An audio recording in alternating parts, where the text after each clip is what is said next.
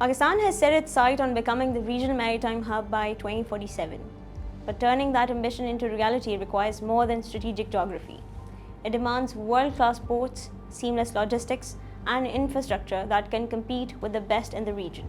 To drive this transformation, PM Shahbaz Sharif approved the Pakistan Maritime and Seaport Authority's Maritime Reform Agenda in late 2024, alongside a high-level maritime task force to oversee structural reforms across the country's ports.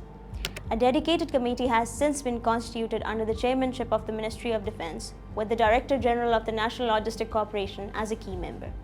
Together, these initiatives seek to streamline operations, reduce delays, integrate ports with the national logistic network, and position Pakistan as a regional trade and transit hub.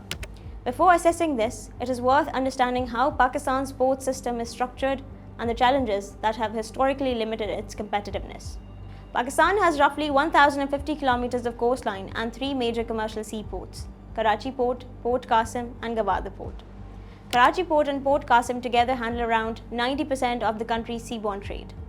Karachi Port, established in 1887, operates across three warps with approximately 30 to 34 berths and a stated potential capacity of around 4.2 million TEU. Port Qasim, commissioned in 1980, is Pakistan's principal energy gateway, home to the country's only LNG import terminal, its main coal terminal, and more than 400 industrial units. Its current container capacity of 1.7 to 1.8 million TEU is set to expand to nearly 7 million TEU. Gwadar Port, the newest of the three and the maritime terminus of the China-Pakistan Economic Corridor, currently operates three multi-purpose berths and handles only a fraction of its design capacity. Through its master plan envisions around 75 berths handling 200 to 400 million tons annually. Together, this network forms the backbone of Pakistan's maritime trade. But infrastructure alone does not make a port world-class. This is where the comparison becomes sobering. Dubai's W Ali Port handled a record 15.5 million TEU in 2024, with an annual capacity of approximately 19.4 million TEU across more than 100 berths. The Port of Colombo posted its own record, 8.29 million TEU, reinforcing its status as South Asia's premier transshipment hub. Karachi Port's actual throughput, by comparison, stands at roughly 4.2 million TEU. The gap is significant, but neither permanent nor insurmountable. Here's the encouraging part. In the World Bank's Container Port Performance Index 2024, Port Qasim was ranked the 9th most improved port in the world, recording a 35.2-point increase between 2020 and 2024. Yet rankings alone don't capture the full picture. For decades, Pakistan's maritime sector faced fragmented governance across multiple agencies, lengthy custom procedures, limited digitalization, aging cargo handling infrastructure, inadequate dredging, insufficient storage, weak rail connectivity, and heavy dependence on road transport. Container dwell times often stretched the nearly 10 days, while almost 95% of cargo leaving Karachi Port moved by truck through some of the country's most congested urban roads. The result was higher logistic costs, slower supply chains, and reduced export competitiveness.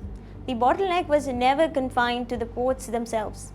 It extended well beyond the port's gates. The reform agenda is now working to correct precisely these issues, and its direction has become notably specific. On governance, a dedicated committee has been tasked with formulating the PMSPA Act, the legal framework meant to consolidate authority and modernize port regulation, alongside overseeing the appointment of professional, merit-based CEO at Karachi Port Trust, Port Qasim Authority, and Gwadar Port Authority, marking a shift towards centralized leadership over fragmented administrative control. On operational efficiency, efforts are converging around a national ports master plan, envisioning standardized port tariffs, reduced dwell times, and systematic dredging of harbour channels to accommodate larger vessels. Parallel attention is going towards space management within port premises, clearing the blockage of stuck-up containers, accelerating digitalization, and resolving the functional and financial issues that have long slowed decision-making. This is also where NLC, operating under the Ministry of Defence, becomes central to the story. The Karachi Port, a pre-dedicated freight corridor, and multimodal logistic park, a joint initiative between NLC, Pakistan Railways, and DP World, is designed to shift freight away from Karachi's congested roads on rehabilitated rail infrastructure, backed by hundreds of millions of dollars in planned investment. Reinforcing this expanded mandate, the government has also decided to transfer management of Pakistan's National Shipping Corporation to NLC, consolidating maritime logistic oversight under one increasingly capable institution. The broader momentum reinforces this transformation.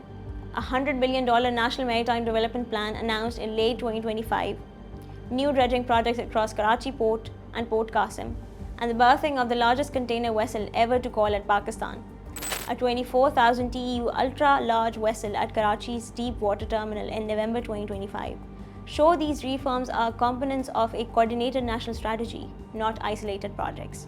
Pakistan's ports do not need to become another WLE overnight, but with PMSPA modernizing the ports, NLC strengthening governance and the logistic corridors connecting them to the rest of the country, and complementary investments in infrastructure, digitalization, and financial reform, Pakistan now possesses, for the first time in decades, a credible pathway towards becoming the regional trade and transit hub its geography has always promised.